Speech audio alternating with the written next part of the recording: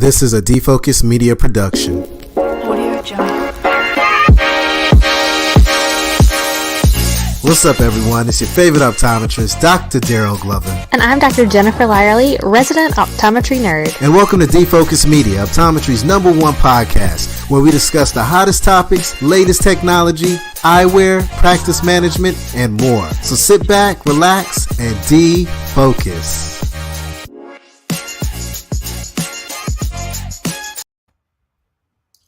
Well, hello, and welcome to the Defocus Media podcast. I am back sharing a screen with Dr. Daryl Glover, and it feels good for us to be on the show together. Absolutely, Jen. I miss you so much. I miss your big smile. I miss hearing about your amazing patients, and I miss hearing about the family. What's going on, Jen? What's new? I am just like all of you guys, just day to day, seeing patients, taking care of my kids, just in the grind of it. And then maybe I'll try to plan a vacation sometime, but not now. Well, What Jen, about yourself? everything's cool on my end. Just a little update with my life. My son is 5, right? That's exciting. He's going to kindergarten next month. So I'm going to save a lot of money from daycare. So I'm super excited about that.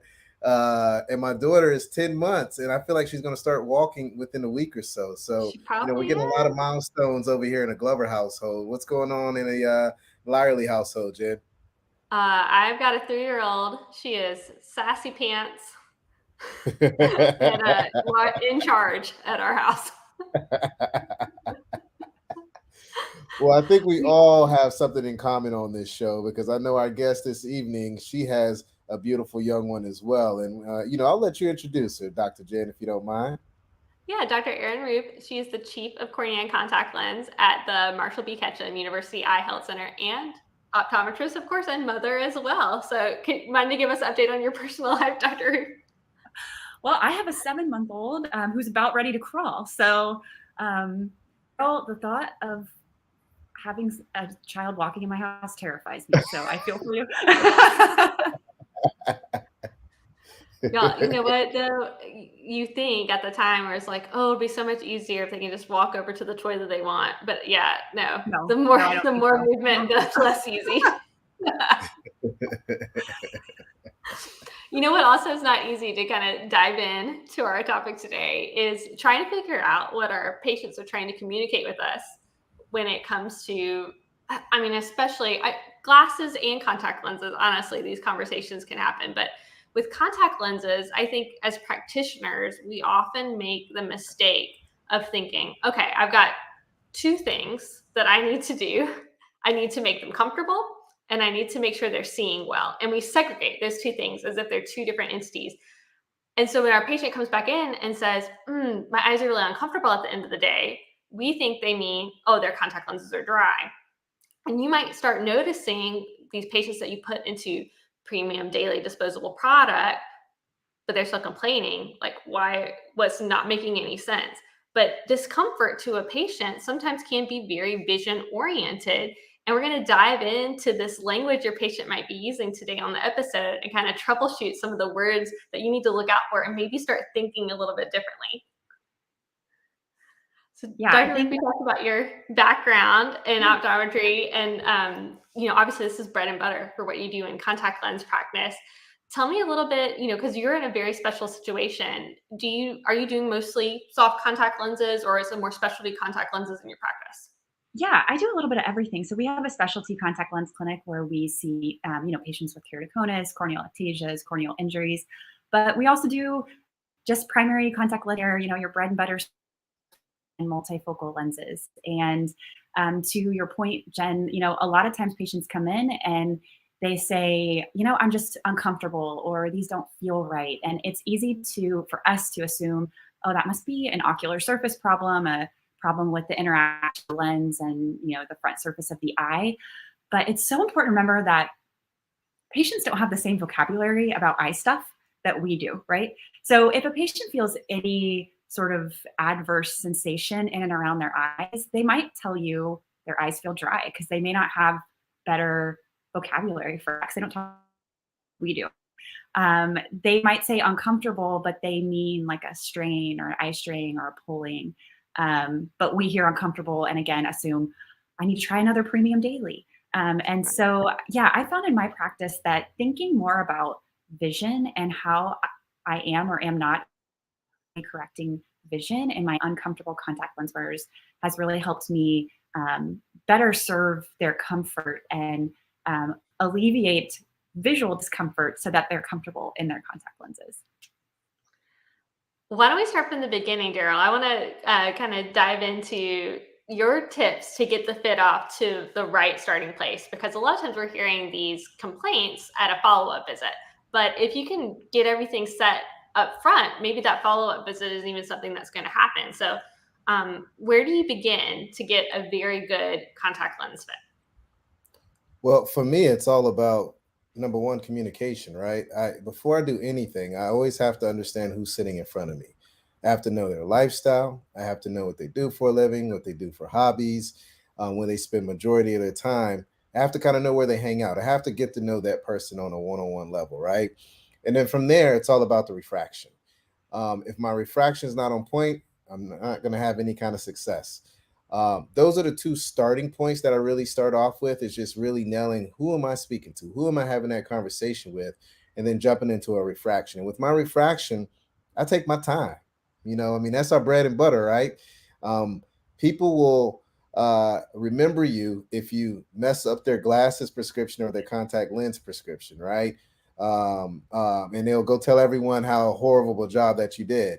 But they won't remember the little things like macular degeneration or retinal hole tear break or detachment. They're always focused on that refraction. So for me, that refraction is the starting point. That's the bread and butter outside of just getting to know who they are as a person. How about yourself, Jen? No, I agree. If the glasses don't meet expectations, it's the doctor's fault. End of story. It doesn't matter where they were purchased from or what material they chose that was not your recommendation. It always is going to come back where the prescription must be wrong. So you do have to be very careful with your refraction if you want to ensure that opinions that are negative, that really are of no fault of your own, don't come back to you. I want to get your opinion, Dr. Rueff, like refraction. Is there certain things that you feel like you do in the refraction that is better for successful contact lens outcomes? Yeah, I think doing a fresh refraction every year, first of all, just like Daryl said, is really important. Sometimes, you can maybe say, oh, they're seeing 20/20, and you don't really refine that refraction very much. But a quarter here, a quarter there, like I said, refining that annually is really important and can help just give them extra bump in crispness that they can notice. I always think about things like, being really careful to not over minus, making sure I'm balancing my refraction, and making sure I'm being detail oriented with the cylinder correction. I'm pulling out anything that's there, listening to their responses of, do they really want it? Do they not want it? And making sure I'm applying that new refractive data to my contact lens prescription this year.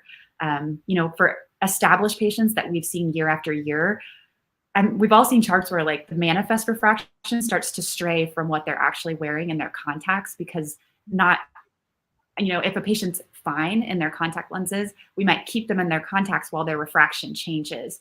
And so I want to make sure every year I'm comparing that new refractive data to the lens that's on their eye and making sure those match up, because if those start to stray from one another, that's when we can get into situations where we're maybe they're minus, maybe their cylinder is undercorrected in the contact lens, and that could be contributing to their perception of comfort in the lenses. Erin, that's a fantastic point. And sometimes we just, we get in there, we're seeing patients, we're moving on to the next, and we've seen them for X amount of years, and we see that difference between the two, right?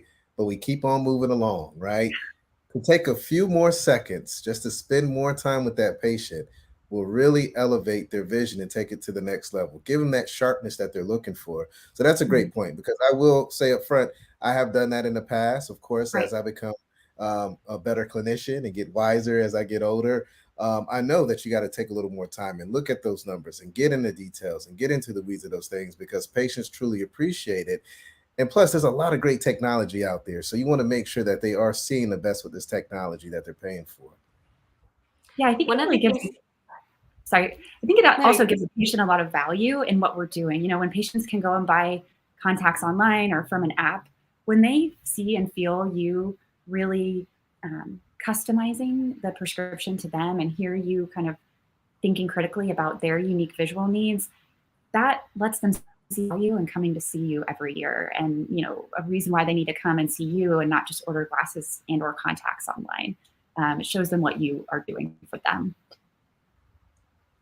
One of the things that I think is also really valuable in the refractive part is, you got to do near point testing on every patient. If they're a 23-year-old, still bring that near rod down. I think a lot of people, would assume, oh, they're fine at near. I'm not going to need to do a lot of testing here.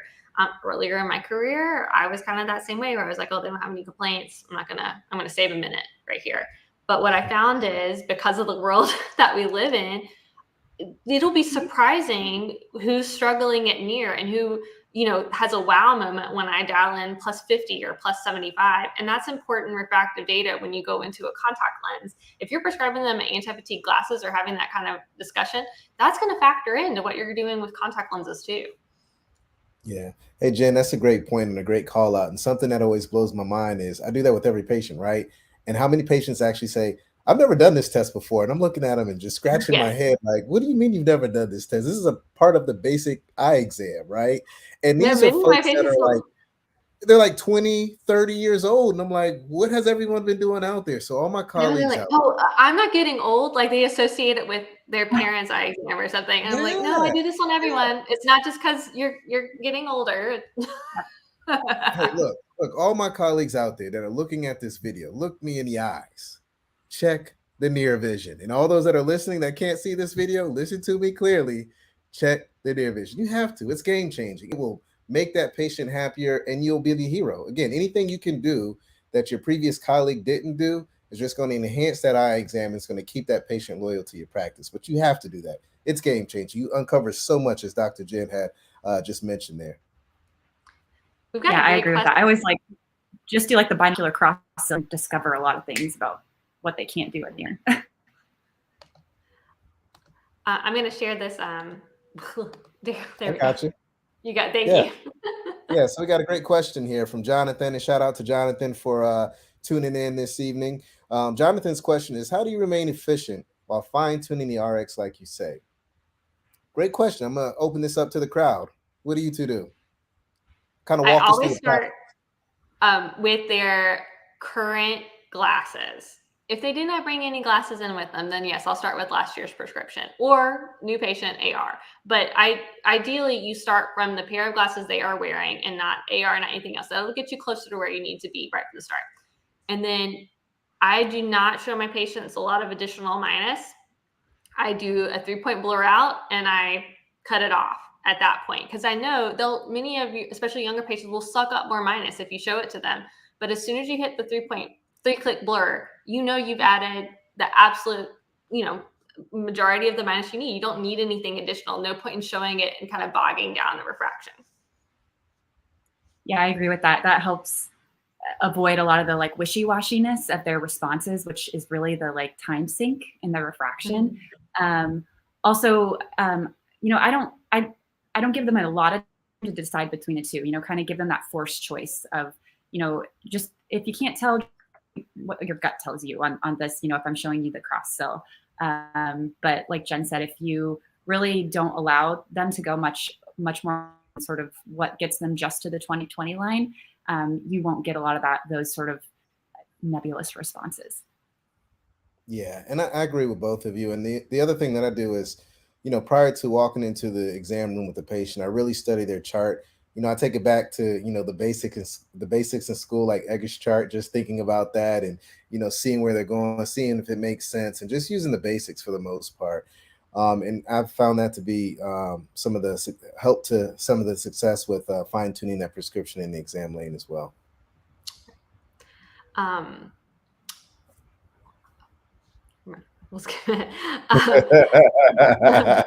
other thing that I would encourage you guys to do, if you're not doing, at the end of your refraction, always compare their existing glasses to the change you're about to make. You'll be surprised at how many people where, monocularly, they were seeing clearly out of the change you just made, but when you showed them binocularly, they're like, oh, I like my old ones better. Listen to that. Don't force the change on them. If they tell you they like their old glasses, fabulous. We're renewing that. So that's also a way to save time, because you know, again, you're giving them first choice. You like the new ones, you want to keep with what you have, and they'll tell you. And that's great. That makes it very easy and straightforward on the refraction, whether that change was necessary. Yeah, and then sometimes it's just worth, spending the extra time, right? I mean, in my practice, my loose lenses they're my best friends, right? Every time I'm in patient care, I'm pulling those out, probably with every single patient, whether it's doing a loose lens refraction over the current glasses, or even a contact lens, just to show them this is your previous prescription, new prescription, right? Because I have that old school manual phoropter. Yes, I do. Don't shoot me. Yes, I do. But I love that. I still use it to this day. And my loose lens are my best friends, just to confirm what I'm finding in that phoropter as well. Are you two using loose lens quite a bit as well? I love that for the comparison of their existing glasses, like, Yeah. especially if it's a quart, like something you can hold up, like, this is if I change it, and then there's your current glasses. That's very tangible to a patient, and they'll easily be able to determine whether they like the change or not. I love a loose lens. I do too. And with a contact lens, like over refraction, I really don't like putting a contact lens behind a phoropter. So loose lenses, flippers, that's the only way to go. And it's efficient, the most efficient way to kind of show those changes in office. All right, let's talk about spherical equivalent, because we're trying to, you know, transition what you found in the phoropter to the contact lenses. And I do think, you know, we all, Erin, I believe you're probably younger than this, but I'm assuming that we were all trained around -75 SIL. You might start considering an astigmatism contact lens. But you know, what we find is now more than ever, low amounts of SIL can be extremely symptomatic for patients. How do you go about determining whether a patient is going to be sensitive to the SIL in their prescription, as far as like grabbing a first-time contact lens? So there's been a lot of research out in the last few years that has actually shown that patients with low amounts of astigmatism prefer soft toric lenses. So even if they can see well with a spherical lens, their subjective preference is a soft toric lens. So I take that evidence, and that helps me clinically assume that even if a patient is fine in a spherical contact lens, if they have 0.75 diopters or more, or maybe are wavering between 0.5 and 7.5 in their spectacle prescription, it's worthwhile to try that contact lens prescription. Even if they're not complaining outright, me thinking about, my job is to, provide them with their optimal vision correction. That's my job, is to show them that, even though they may not know that they need. So when I see that in a existing spherical soft contact lens wearer, we just trial it out. Even if it's just one eye, even if it's 0.75. And I'm always surprised at, how many patients, notice bump, that little extra crispness for them. I love in the phoropter, let's say it's a new fit, especially. I'll show them, do you like it better with the SIL or without astigmatism? 100% of the time, they tell me, oh, I like it, the astigmatism, that looks a lot better. I'm like, great, we are going to grab an astigmatism contact lens. And that, again, empowering the patient to drive that decision. The patient just told you, yes, I want the astigmatism contact lens. So that's an easy one for like kind of a new fit for you. If they appreciate it when you take it away, then that's what they're going to want in their contact lens prescription. Yeah, these are all great points, and I love them. And again, going back to that loose lens, I mean, for me, I may fit in with that spherical lens, but then just grab that loose lens over the contact lens, show them, do you love it? Do you hate it? Which route do you want to go? Grab that toric lens, pop it on the eyes, and they appreciate it. And Erin, you mentioned something earlier that I love to use in the exam lane, and that's that customization, making it customized for that patient that's in front of you. And even though it's not, the exact custom fit with contact lens, when you use that and saying it's making it more custom, patients really like that experience. They really like that terminology. It's almost a trigger word to make them feel like I need to correct for that astigmatism. So I like to use that whenever I'm having that conversation with my patients as well. All right, one other aspect of the refraction I think we should get into is multifocal success. Is there anything that you do refracting a patient differently when you're trying to get information from a multifocal contact lens? So, with a What? full presbyope for, sorry, Daryl, No, go ahead. presbyope, Go ahead, Erin. push plus, look for that ad. But I also keep in mind that presbyopia doesn't happen overnight. So, throughout our whole 30s, we're losing our accommodative amplitude. And like Jen was talking about, 20 somethings have problems at near. I think it's so important to acknowledge 30 somethings have problems at near as well. And a lot of patients in their 30s and their late 30s, some in their early 30s can really benefit from a multifocal, before they have sustained near blur, before they can't read the menu. They can really appreciate the optics of a multifocal earlier. So with those patients, I'm making sure in their refraction that I'm really pushing plus, because I've also found that a lot of patients in their 30s start to drop minus. They become less myopic in their 30s only because they've been over minus their whole 20s, right? They just can't handle it anymore. So making sure we're pulling out all that plus, but then also, maybe like Jen saying, showing them a little bit of plus at near, seeing if they can appreciate that, and talking to them and saying, hey, I think you might benefit from this multifocal lens. It doesn't have to have a stigma around it that like, oh, my mom wears this, my, old people wear this. It helps you up close. And that works for a lot of people. Yeah, for me, Jen and Erin, what I essentially do is I drop that near point card down, crank in some plus. Is this good? Does this make your eyes feel better, more comfortable? Keep going. And then I just ask them, does that make life better? And they're like, yes, that's a multifocal. And then they start laughing or they say, I can't believe this. But now they know. And I'm not, because, sometimes patients won't be honest with you. They won't keep it real with you and say that I don't truly need that. So I just kind of like to let them experience it first, then tell them what I found, and then let them experience that multifocal contact lens or pair of glasses if needed after that. I know it's, tricking them a little bit, but it gives you an honest answer, candid feedback so that they can experience it firsthand without shooting it down before you even try to offer it to them. I do find it's a little bit different, right? Okay, so especially on your near card, right? Let's say we're refracting a patient at near for a progressive. You're not going to cut their plus. You're like, you might even give them an extra quarter if depending on the progressive design that you're using in your office, and you kind of know what patient feedback tends to be. But when you're determining ad to think about with a contact lens, you don't want to push too much plus on the ad portion of things, because then you're going to get up into those high reading power contact lenses much younger than what the patient really needs them. And the visual kind of happiness, if you will, on the balance of the lens, you might kind of kick yourself from the beginning. So while you want to push plus at distance, it's almost like you want to do, well, what's the minimum you need to get to that 20/20 line? And maybe if you're prescribing them progressive glasses, you'd go a little bit further. But in regards to their contact lens refraction that you're going to consider, don't overdo it. Yeah, it's kind of using that like functional ad, right? We don't always have to put near vision. It's 2022. Near vision isn't at 40 centimeters for everyone. And so determining sort of, well, what is near for you? What's your functional ad? I know like the new Oasis multifocal does a nice job of saying, you should determine the functional ad, not the, the 40 centimeter ad. And that can really change your rate of success with presbyopes. So you're not, like Jen said, giving them too much ad power. I want to give a shout out to that Oasis multifocal fitting guide. So there's a calculator, right, that you can use at jpro.com, right? And so you put in your refraction, the patient's age, and then it'll yell at you basically and be like, no, you're wrong. When you you put in higher ad than what's normal for their age range. And you kind of know, like, all right, I'm messing this up. Thank you, calculator, for telling me I am going to give them incorrect powers. I'm overdoing the plus.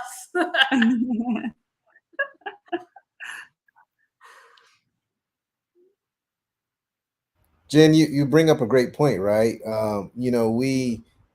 We have partners like Johnson & Johnson Vision that have these calculators, that have these fitting guides that make it easier for us, right?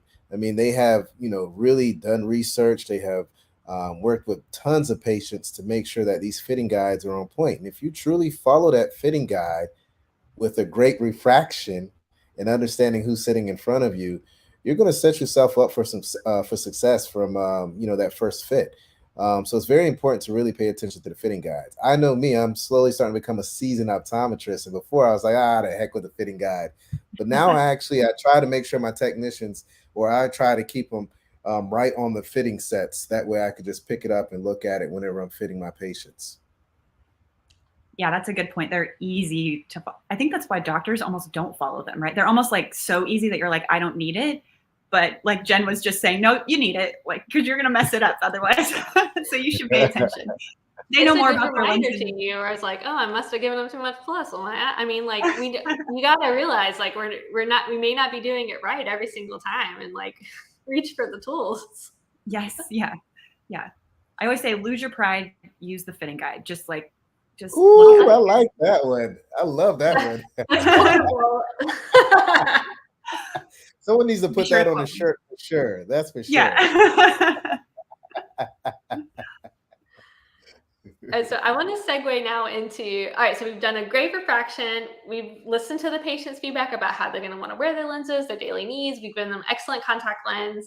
And then let's pretend that they are seeing you for a follow-up visit and they are not 100% happy. I want to talk about some of the language we might hear and kind of decoding it. So one of the things, that we mentioned at the top of the show was patients saying, well, they're uncomfortable, and to make sure we don't immediately think, oh, I need to go, a more premium lens. This lens is dry. How do you kind of decipher dryness where it's like, okay, yes, we need to upgrade to a premium SiHy daily disposable contact lens to make sure that this lens is comfortable? I like to ask about symptoms throughout the day and with different activities. So do you notice it just when you're working and not on the weekend? That's a sign that it could be associated with like computer work. I try to give them some of the vocabulary that I'm wanting to hear. So when they just say uncomfortable, I will ask about things like, are you feeling like achiness, a pulling sensation, a headache?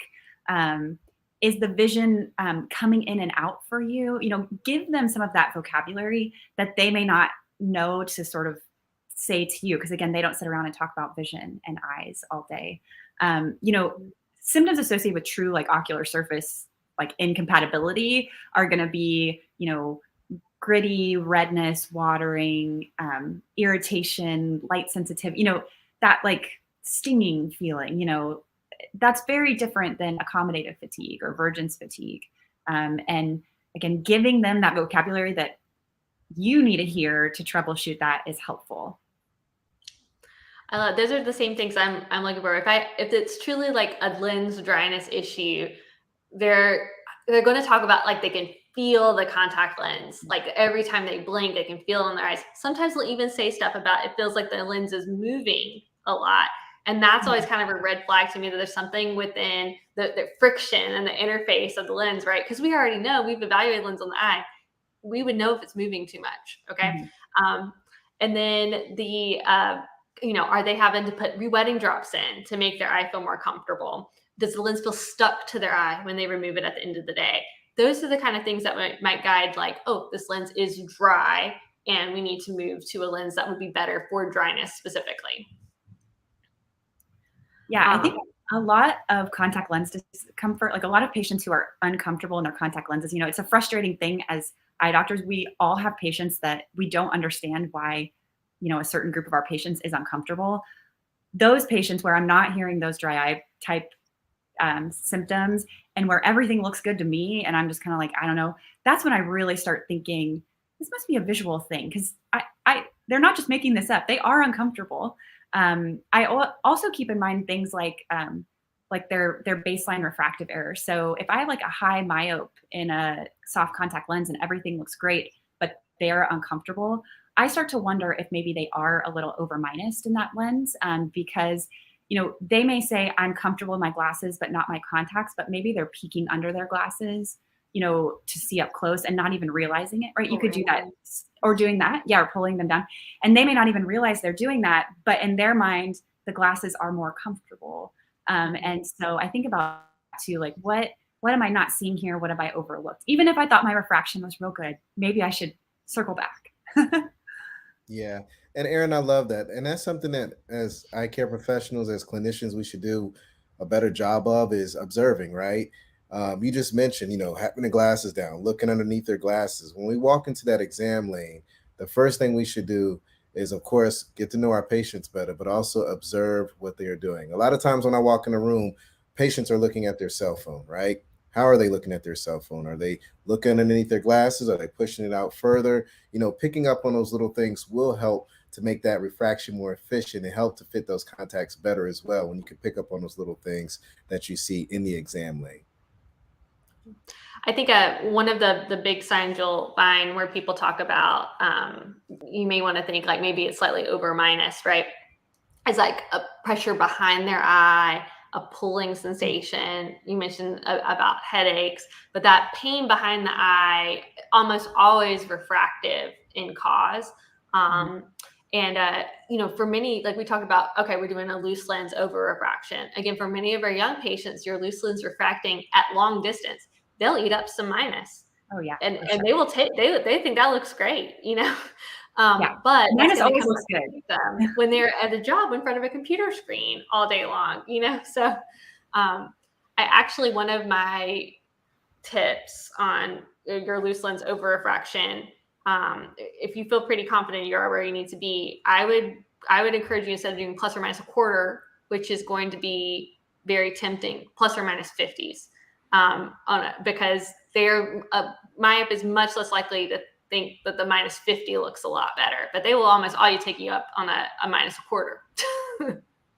Yeah, and it's tempting to give it to them when they're like wowed by it at your distance part, but it's going to make them miserable up close. Yeah. Okay, uncorrected SIL. Where did this? Because I've had plenty of patient experiences where it's a pretty low amount of SIL, maybe even minus 50s, and I am prone to disregarding it because it's not at that 75 SIL or more, but definitely 75 or SIL or more. If we have for some reason kept them as fair equivalent, what are they usually saying at the follow-up visit that makes you think astigmatism? Honestly, I don't have like a trigger word for that. I'm hearing that they're not satisfied, and it may not always even be comfort, right? Like they may actually just had a patient that we finalized yesterday who came in a couple of weeks ago in a monthly lens, spherical. She was just kind of meh about the lens, just like, I don't know. And we looked at the prescription. She had a half a diopter of astigmatism in one eye and 75 in the other. And again, she was in a monthly lens actually, and we first said to her, let's get you in a daily, and she was not ready financially to make the daily move. And I said, okay, why don't we try correct the astigmatism? And she came back yesterday and was really comfortable and happy with the lenses again. And she even said, I couldn't pinpoint like what, again, she wasn't like coming in shouting, I'm uncomfortable, my vision's bad, but she wasn't totally satisfied with the lenses. And we made just that cylinder change for her. And actually, again, in the one eye, she only had a half diopter, but we went ahead and tried the SIL and she liked it. So sometimes that, especially for those toric patients, because they are going to be able to see well, right? They're going to see 20/15. They're going to have a history of okay contact lens wear. That's when you're looking at the data. And that's, again, why you should be collecting fresh data every year to see, if they're not completely satisfied with the lenses, is there, data I've overlooked or something new this year? Yeah. Great points. And Jen, for me, it's driving at night and looking at TV, little ticker lines, scores, things like that. When my patients come in and I see they're at that 50 or that 75, then I know I need to jump into it. But to Erin's point, sometimes it's whatever it is. You just got to look at the science, look at the data, make sure you have the most accurate prescription, and make sure it's fresh data, as you mentioned, Erin. And I think that just helps you to give that patient the ultimate prescription and vision that they're searching for. But nighttime driving and ticker line scores, things like that, is where I really hear that I know it's a trigger that they need that astigmatism correction for sure. I agree that night driving is a really common one, and we're prone to think, oh, maybe they need more minus. But I've often found it's actually wanting the SIL when I trial it. And then surprisingly enough, when we look at studies, near vision, difficulty with screens with small print is a big complaint with uncorrected astigmatism. And if you can easily trial this out. If they're looking at the near card and you show them plus and they don't respond well to it, start thinking still, because all the fine details are just getting distorted and out of focus. Yeah, that's a really great point. So we're talking a lot about astigmatism, but 47% of our patients have 0.75 diopters of SIL or greater in at least one eye. One of the cons, though, as far as like fitting lenses with astigmatism, is there can be that heightened lens awareness, and many of our patients will bring with them some baggage potentially of trying astigmatism contact lenses before, and they didn't like how it felt. How do you kind of minimize a comfort reaction when you move to the better vision lens? Yeah, well, I think, patients have probably preconceptions about astigmatic contact lenses and so do doctors, right? We've talked about that in the past, that, we as eye care providers underprescribe toric lenses. And so I would tell a patient the same thing I would tell, a new eye doctor is, in the past, toric lenses weren't that great, and now they're better. And most lenses stabilize on most patients, and comfort issues that used to bother patients, like, feeling the prism, don't really occur anymore. And plus we have lenses that don't even have like a prism ballast in them, right? So, lenses that are stabilized by double thin zones, that way you don't have that maybe lens awareness that you might have had in the past. Yeah, I think that's whenever we have this conversation, I think about Dr. Danielle Richardson, and when she talks about AccuView astigmatism contact lenses, this is where the stabilization is going to happen side to side, not with the heavy weight down at the bottom. And it just is like such a good visual description for a patient who maybe has tried astigmatism lenses and is hesitant to go back into it again. Switching up that design, switching how the stabilization happens can mean a big difference to someone who's not had success with the comfort before. Yeah, and a lens like Oasis is great for maybe that patient who maybe you just want a toric lens in one eye. So then you're not going to have, the lens will feel the same on the lid, and also you're not going to have the prism change either, the vertical prism effect, even though that's usually negligible as it is, but you don't have to worry about that with a lens that has those double thin zones. Yeah, I think just, really expectations and letting them know that new technology is available, as you two have mentioned, that's the key to success. I mean, just using that verbiage, that terminology, it really puts them at a comfort level. Anytime you mention better technology to patients, they are always going to want to have that better technology.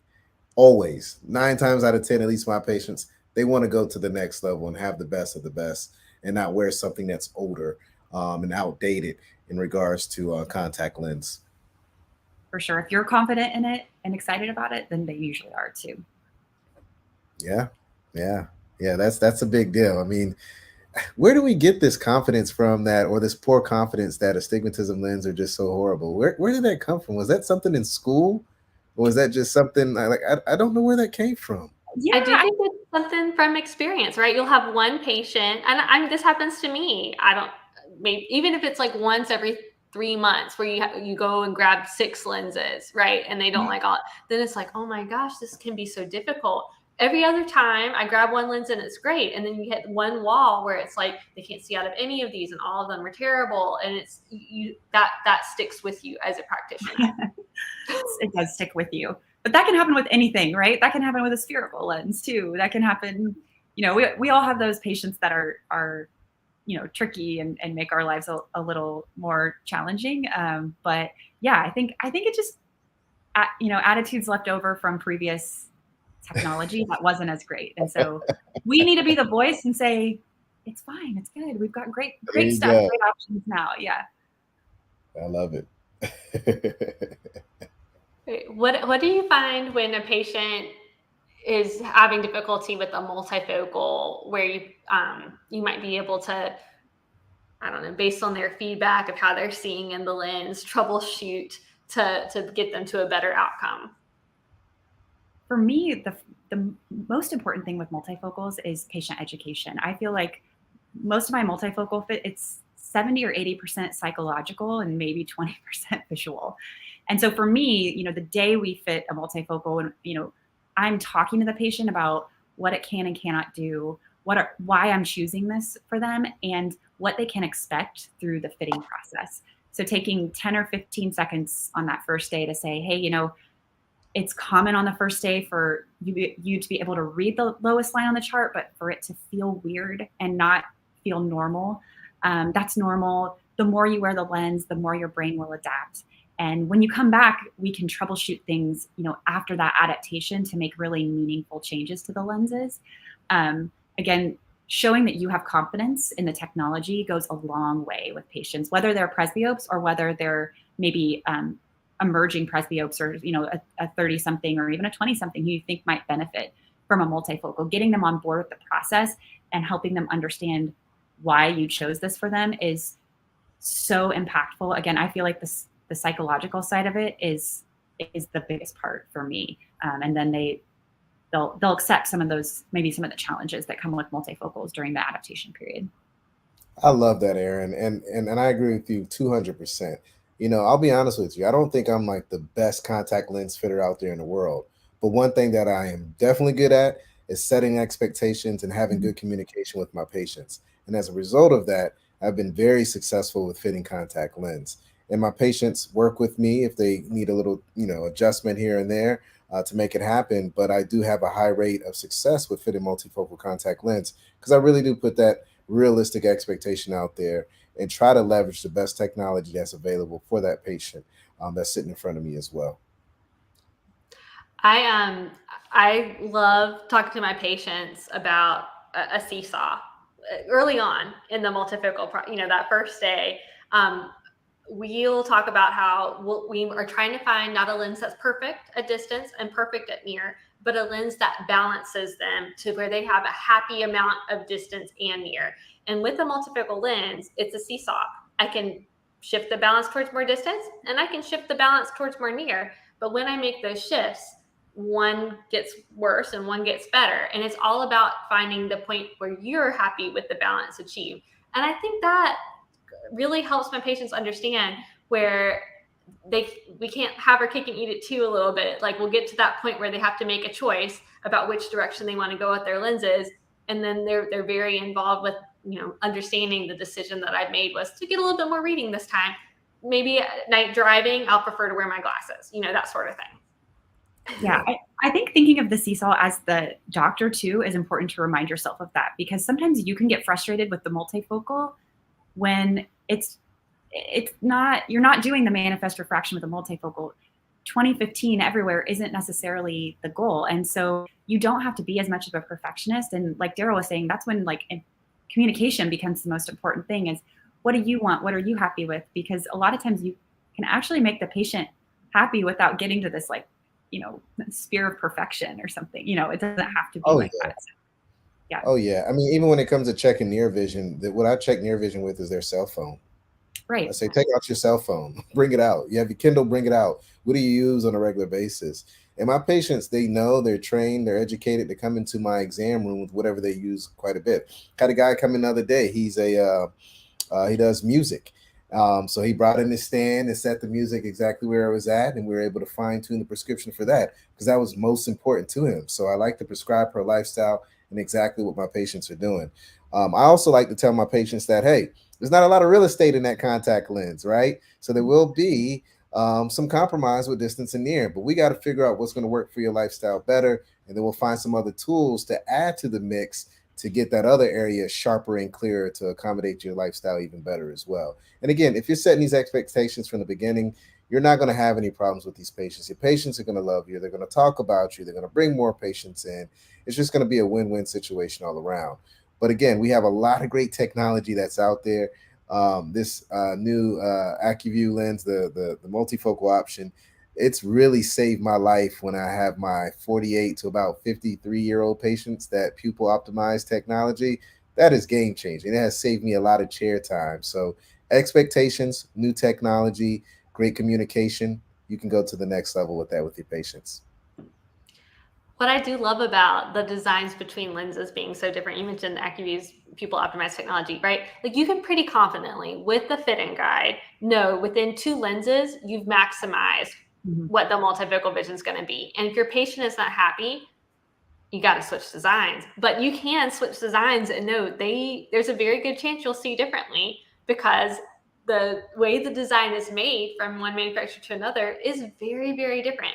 And showing them the basic design of a multifocal lens, just pulling up that ring design on Google and then talking about, now this lens is optimized to the size of your pupil. Sometimes that helps get the patient buying into like, yeah, this is worth trying something else, and being more open-minded to like a third lens at that point.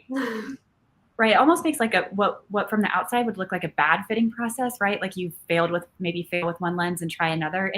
To the patient, it could actually be a great process because they feel like you've really thought, thoughtfully about them and what their needs are and the optics that are available for them. So yeah, that could be actually a really great experience and a way to endear your patient to you. And I love that you mentioned that, because you guys have heard it. Patients will come in and be like, the last doctor, I saw them like 4 or 5 times, so they clearly didn't know what they were doing. And I like to I listen to first, then I like hit the, like, just so you know, the type of practitioner I am, the contact lens fit process, it's like us cooking together. I'm going to put in my part of the recipe. I need your feedback with your part of the recipe, and we'll be a team together to get the contact lenses to the right balance. But that usually means you are going to see a lot of me, because I want to be involved to help you cook up the best contact. And then try to, because it's not a failure. If a doctor is willing to meet with you that many times to try, that is a doctor who's dedicated to your success. And so we got to switch that mindset. Yeah, I completely agree with you. It's not necessarily a bad thing. Yeah. Jen, I love that. I'm going to take that. Sorry, I'm letting you know. I already got in my head. I already know how I'm going to start the conversation off. I'm like, what do you like to cook? What's your favorite meal? And just start talking about that and just have my piece. I'm going to add this ingredient. You're going to add that ingredient. And we're going to put together a masterpiece that's just going to taste so good and you're going to see so well. So I'm using that, Jen. I appreciate that. You're so welcome. I found it to be, a couple of years ago, Daryl, I had the very mistaken idea that I should say a multifocal contact lens is not a time machine. You know what? That never rubs people the right way. So my cooking analogy has gone a lot better. Well, the one thing that especially from a really young doctor to tell you that, yeah. Yeah, the one thing that everyone loves is food, right? So it's always going to be easier to have that conversation as well, right? It could be, you could be young, you could be seasoned, you could be middle age. Everyone loves food, so that's a good way to, get into that multifocal conversation. Universal. Yep, absolutely. Dr. Rueff, is there any patient encounter, patient experience that just really sticks out to you that you feel like anyone listening to the show could learn from? Yeah, I mentioned that one patient that I was thinking about her literally because I finalized her prescription yesterday. So that's like a toric example, right? But I've had several interesting situations with 30 somethings with multifocal. So I'll give you like a general overview. I did a study where it was a clinical trial where we compared a multifocal and a single vision lens in 30 something patients that were uncomfortable in their lenses. And I kind of got friendly with some of the patients in the study just because I saw them a few times, right? And some of them came back to me after the study was finished wanting a prescription for the multifocal lens. And I ended up writing the most prescriptions for multifocals for patients who were 30 and 31 in that study. So while the study results told us some things, and you can go read that paper and read the conclusions of the study itself, anecdotally, the most actual scripts that I wrote for the prescription afterwards were for the younger people in the study. And what that said to me was that, patient preference is important. And, something about those patients, they really did appreciate the boost that those low-powered multifocals gave them up close, and that helped them have a better visual and comfort experience with the lenses. And so that was just a really good reminder that, think outside the box when your patient's maybe not fully satisfied with the lenses, because you might be able to do some of these things that are sort of different and unique, but, meaningful for specific types of patients. It's really exciting. Yeah. I mean, thinking outside of the box and, practicing being empathetic, right? Like kind of putting yourself in their shoes and feeling how they're feeling and, being that physician, but also being the patient and just marrying both of those worlds together, you're going to be able to create some success for that patient. But you really got to put yourself in their shoes in addition to what you just mentioned as well. Yeah, empathy is maybe the most important part of what we do, is hearing that and thinking thoughtfully about what your patient's experiencing. Yeah, I mean, for those out there that may be jumping from patient to patient, you know, between those patients, or when you're working with that patient, they're trying to go that, get a little more additional help, or it's not right, just practice empathy. That's it. Just take those extra 2 seconds and think, if this person was your significant other, would you be rushing? Well, some folks may be rushing. I'm not going to say that, but would you rush off, or would you take your time with them? Treat them like the person that you love. And if you do that, you will never fail in that exam lane. Never. You will always have a happy patient, and you always find a solution that's going to help elevate their lifestyle. I want to kind of close up on this podcast discussion because we've had such just a fun conversation. I learned so much from you guys every time I get on a show with you. But Dr. Rueff, we have so many young optometrists asking us questions about working with industry, choosing who to partner with. And you are a consultant for Johnson & Johnson Vision. I would love to get your, feedback of what it's like to work with them and why you feel like it's such a wonderful company to be a community member with. Yeah, I've interacted with a lot, all of the contact lens companies and specialty labs, throughout residency, and as a faculty member, we get to partner with a lot of the contact lens companies, manufacturers. J&J's always stood out as a company that has, first of all, excellent technology and products, innovative and sort of forward thinking, but they're also, very supportive of optometry as a profession, be that supporting, in my role as a faculty member, always supporting our students and providing them with opportunities, but also supporting the profession on sort of a legislative level, and protecting optometry and supporting us in what we do so we can better serve our patients. Getting involved with industry, there's lots of different ways to do it, to kind of fall into that. I think most people probably fall into it maybe unintentionally or coincidentally. But it's just, staying involved, talking to your reps, going to meetings, putting yourself out there, talking to your colleagues, and just being inherently sort of curious about how you can better serve your patients and your profession. Yeah. And, serving our profession, that's something that Johnson & Johnson Vision does a fantastic job of. I was just recently at optometry's meeting, and I went to a lot of meetings, with other colleagues behind closed doors. And the one thing that was a common theme was Johnson & Johnson Vision. They were everywhere helping out, donating money, sponsoring activities, making an impact in the community. And, for me, it really revolves around, when you look at their leadership and just the initiatives that they have going on. I mean, initiative, a great one is what they just did with ASCO. They just gave ASCO the largest sponsorship ever to help increase more diversity in eye care. When I see companies, take that extra step and are trying to push our profession forward, it makes me think about them top of mind when it comes to fitting a lens. Now, of course, I'm going to fit my patient with what's needed, but of course, they're going to ring off in my head first, simply because they are making an impact in our profession, but also making an impact in our community for our patients, because they are putting together some pretty nice technology that's out there as well. Well, we're all excited. We'll be back for a future show, I'm sure, Daryl. They're speaking of new technology. We've got the AccuView Oasis 1-Day Max. They're going to be the first ever blue light protection contact lens. I know. We have more info to share. We're going to be excited to kind of delve into that because, like you said, the technology keeps jumping forward, and this is going to be a big one. Absolutely. Talk about visual discomfort. Yeah. Well, thank you so much, Erin. It's been fantastic. It's always a pleasure to have you on the show. I think you're like really the official third member of Defocus Media now, because you've been on a couple of times, and of course we're going to see more down the road. So we're going to continue to rock and roll with you. But everyone that hung out with us this evening, thank you so much. We really appreciate the love and the support. We look forward to seeing you next time. Have a fantastic evening, and we'll talk to you later. Have a great one. Peace. Thank you. All right, colleagues, and it's a wrap. Thank you dearly for hanging out with the Defocus Media team. We hope truly something resonated with you. And if it did, be sure to give us 5 stars. And make sure you follow us on all social media platforms. Facebook, Instagram, Twitter, LinkedIn, you named it. And our handle is at Defocus Media on all platforms. And until next time, be sure to keep it 2020.